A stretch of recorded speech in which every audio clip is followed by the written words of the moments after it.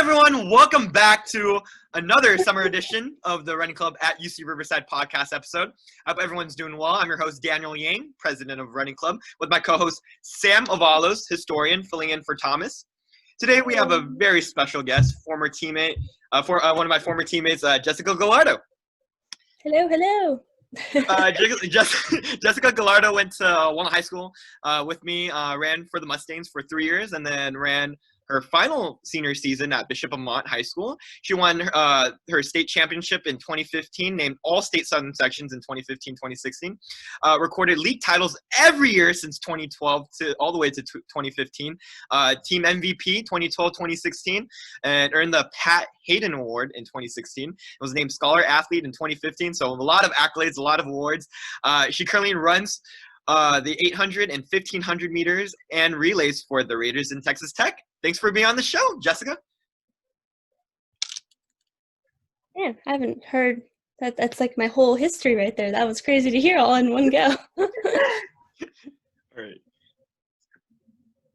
Okay, so Jessica, the first question is, first off, how was your experience on the cross country and track team on the Texas Tech team? It was interesting because obviously, I mean, I had gone to two different high schools that had two different plans for me, I guess. But college was a whole other plan, and the way that they coach and everything else, it was an adjustment again, which I thought I would be kind of prepared for, having done something similar, change coaches, change whatever. But it was a whole other ball game, which makes sense because, that's D1 college athletics, I guess. But it was definitely just an adjustment because each coach had their different plan for me. For example, cross country was all about straight mileage, can you run 20 miles a day, which coming from a mid-distance perspective, that was a little bit of a struggle. Yeah, definitely. I was used to more speed-based, less mileage kind of thing. So over time, I actually switched over to being just on the track team and just training straight for the 800 and straight for the 1000 and the 1500, because although I was keeping up, it wasn't my thing. That plan wasn't my plan. So I had to kind of switch plans even in college. So. Okay. Yeah, I get you on that one. Okay, and the second question is, why did you choose to run in Texas as your team? Why did I choose? Sorry, one more time. Why did you choose to run in Texas as your team? Oh, I chose Texas because, Texas Tech, because I just wanted another, I guess, adventure. If I were to choose a California school, I would be running in California every week, because Pac-12 or at pretty much any conference that I would choose, if I chose a California school, I'd be in California, going just up and down California all day.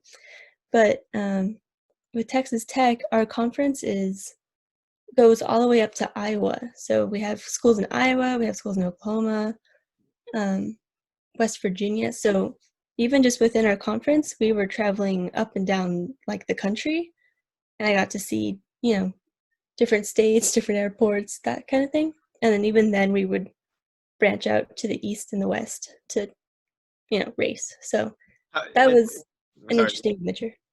And so how was that experience though, with traveling and all that stuff? It sounds really cool, seeing different scenery instead of I'm born in California too, so we see so much California, but you definitely see different states and stuff. So how was traveling with the team and stuff, airplane, bus? Yeah, it was insane because we would travel a certain amount of guys from the guys team, certain amount of girls. After a certain mileage, we weren't allowed to bus to wherever we were going, so we would have to fly. Yes, yeah, hotels and stuff. Yeah, and then hotels. Honestly, when I first traveled, I was just amazed with I could just see money in my head. They're spending this much money on planes, on hotels. like renting like one of the rooms in the hotel just to load up snacks for us, like kind of thing. It's like what? Oh, that's You know? cool. Was that one of the memories that like you loved about it? Snacks. Yes, we always had Snacks? snacks. Because we would travel with a nutritionist also, and she would like load up a snack bag for all of us, and we would also get just for our actual meals, we would get money. So they would give us money, and then it's just like, all right, here's money for your meals for this trip. And you So taste a lot of different foods, right? Like, what's your favorite? Like, different states have different foods, right? I don't know if you went to Idaho, but like they're whole famous for potatoes. Like, I had a what's your race in favorite state? Wisconsin. I had a Sorry. race in Wisconsin, and they're big on cheese. So I tried, I forget what, like cheese curds or something, like squeaky cheeses. Good. Yeah, that was different. I don't know. I mean, obviously, it wasn't just traveling for fun. It was for, business, Yeah. So I would try actually not to change up my food, not that much because I didn't want to get too irate and have a giant, like, explosion or something. Oh no, I get you.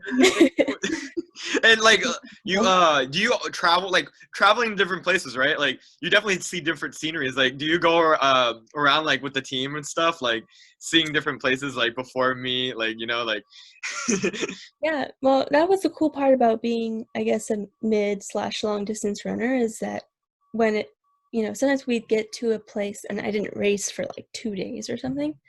So then obviously, like, we have to do some shakeout runs, in the days before.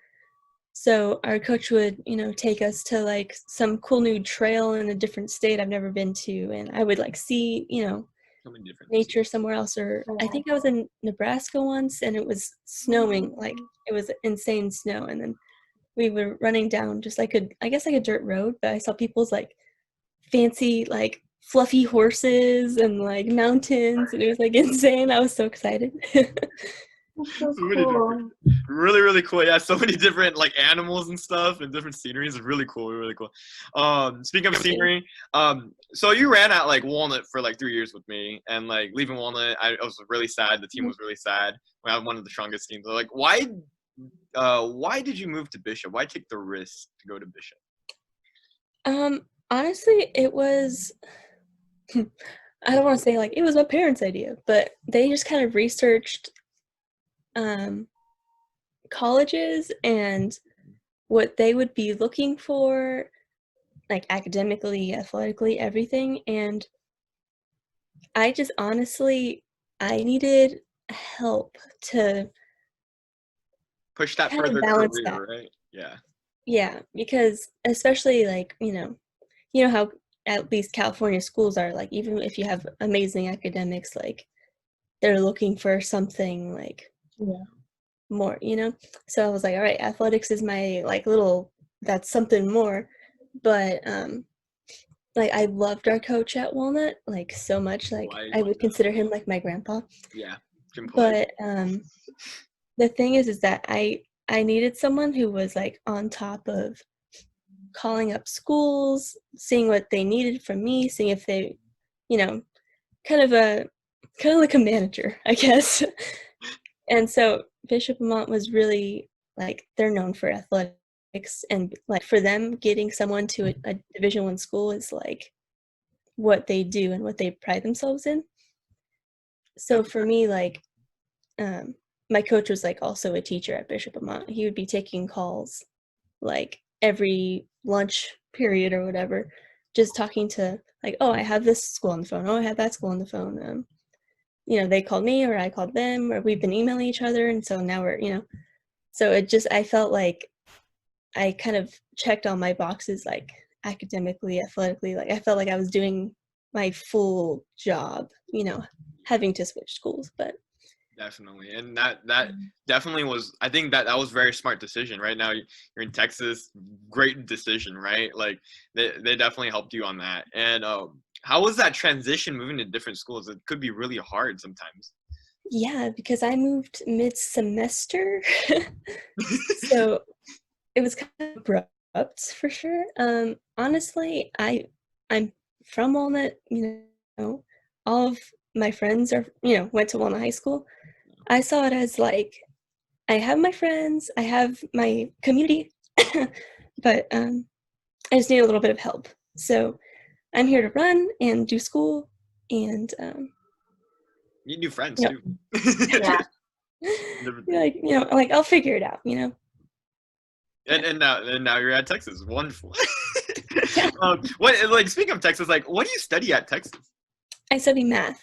Math. Oh, okay. Mhm. Mathematician. And then like what's your future career with math? Like I'm starting grad school soon. So in the business college. So I'm thinking of being like a stats Cool. person for like a business. But honestly, I would love to teach. I would love to coach, So if that ends up being in the cards, I'd be down. hey, very cool, right? Like Osama came back. I remember our senior years. Osama came back, was assistant coach, and I'm pretty sure Coach Knox can use the help, any help that he can get too. I remember. Yeah, I remember. Actually, once I graduated in high school, transition to UCR, I actually did help out Polite, so I was really grateful for that. I did. It was that dead period, like when you got into UCR, you're like, I don't know what to do. And it's like Yeah. I want to enjoy myself too, but like I also want to be involved with my old team because like you really develop that strong bond with your coaches and stuff. So Yeah, I agree. next question is like in 2017, I think did you have an injury if I'm not wrong? Because you didn't run in 2017 cross country for the Raiders. Oh, that one's a funny one. Okay, you want to tell me a little bit more about that? Yeah, it was so cross country practice for pretty much every college is like early in the morning. Yeah. So I would have practice. I would finish my workout before the sun even came up. And it's also so that you don't interfere with like a school schedule and stuff. So I was running the field, doing my thing. Yep. And Casually, Jessica just on the streets or the trails. Okay. yeah. Well, I was on like some like slippery, like, morning dew grass, Mm-hmm. So I'm like running and I'm running like repeats on a field. So it's like, it's fast. Mm-hmm. So I slipped and my teammate, she was like, because we're like running kind of in a pack together. She jumped over me and I was like, oh no, I got this. I could stand back up. Like I like caught myself, but it was too late. And so me going up and her jumping, like hit my head actually. And so I got a concussion from running, which is like like who knew? You could get a concussion. It's just so random too. It really is like it's really a big risk being out there. But oh my god, oh my god. I've never heard of anyone else getting like a concussion because like, oh, what were you doing? Like I was legitimately running, like Like, are you okay right now? Oh yeah, no, I'm fine. It was that's good to hear. Yeah, I wasn't out for very long, like because it wasn't it was still concussion, but because of college athletics and their history with concussions with like football or soccer and stuff, if like they take it very seriously when you can return to play because like there's just so many concussions in sports, even though running usually isn't one of them. But yeah. But after that it was just like cross country, like I said, all the mileage and stuff, it was just kind of like hard to get kind of back into it. So I just kind of took the season off to like get ready for track, basically. I see. And like what did you do during rehab during that time? Because like that was definitely painful. You definitely were like it just doesn't sound great. It was not great. For the longest time I just had to sit in my apartment and just like go like home because like you can't look at screens and you can't really look out. It was like summertime, right? So couldn't really go out in the sun. And then after a while they kind of like transition you into activity, like oh, you could do the stationary bike for 20 minutes and make sure your head doesn't hurt, or just kind of build up. So it was kind of tedious because once I know, I'm like, okay, I feel good, they still have to like do this step thing, and I'm like, I'm fine. Let me run. But you got some great trainers. They helped. Your trainers helped you, I bet, for those, right? Yeah. Yes, we have really good trainers. That's really, really good. Yeah, definitely. And like, what are some of the things that your tips like to prevent these injuries from happening? Like, for people leapfrogging over you. Yeah, no leapfrogging. Yeah, honestly, that was just kind of like a.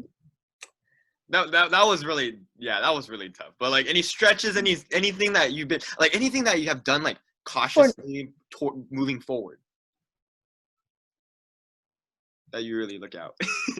Because Yeah, as far as usual running injuries go, like icebound. like the common ones, I would definitely suggest foam rolling a ton, listening to your body. Like, there's like a really fine line between just like being in like pain because you're running and running is painful, and pain because something's wrong, but just how to distinguish the two, like knowing, and not pushing yourself if it's the bad one.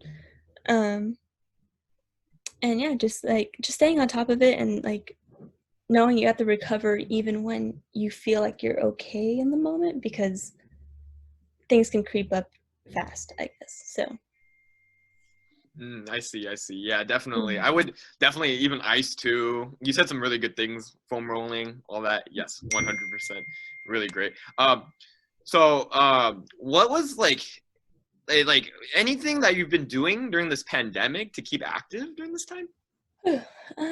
well, that's the beauty of this sport, is that you can still go on runs. You can still leave your house to go walk and run around. My neighbor, who actually used to be on Walnut's track team also, he has like a full gym in his garage, so I'll visit his garage every once in a while to try and lift a weight, but I must say I'm feeling a little stringy these days. Yeah. Okay. Villain? Wait, no, who? Wait, do I know him? Matthew? His name is Isaac. He Isaac, yes, I remember Isaac. He was, yeah, he would 2013. pop around every once in a while. But yeah, Really? just thankfully running is still a thing you can do right now. Like if it was, if we were basketball people or something, like that would be like a no-go for sure. Yeah. But running, good. Definitely. I hope to catch you outside too. I'm also like running around Walnut too. Perfect. I'll run into you soon, hopefully. Yeah.